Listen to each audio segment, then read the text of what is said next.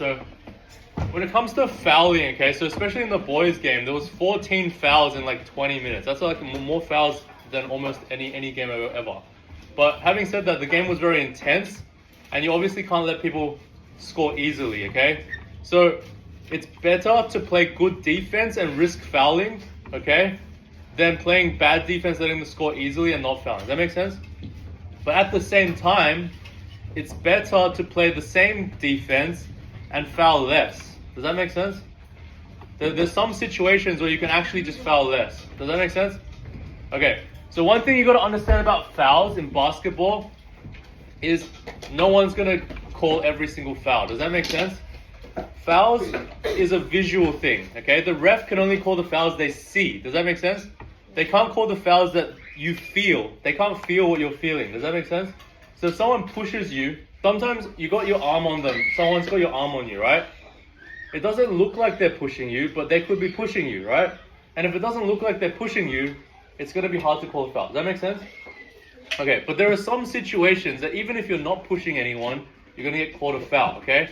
So this situation, everyone gets taught this when they're reffing, is if any situation someone puts two hands on the player, okay? Two hands, yeah?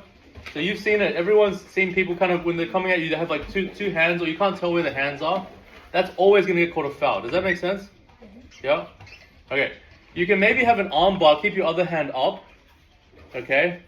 But when you extend this arm and it becomes like this and it's stopping them from moving, that's called that's like a hand check foul. Does that make sense? Okay, so usually you can use a little bit of an arm bar to absorb the contact, okay? But if you're ever like using it to push, that's going to be a foul. Does that make sense? But that's going to be not very called very often, especially when it's dribbling, because it's hard to see it, and usually it doesn't affect it much.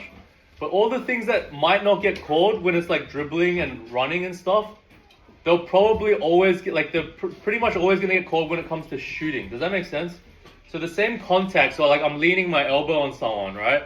I probably won't call that during the game, but if that person starts to shoot, okay, then their balance becomes a big issue, okay? If you're affecting their balance at all in the slightest, that's going to be all the signals for the foul. So blocking is when you kind of get in the way while you're moving. But even sometimes if you're moving and you get on the chest, it's still considered you got there first. Does that make sense? Okay, so that's going to be a block or a charge, okay?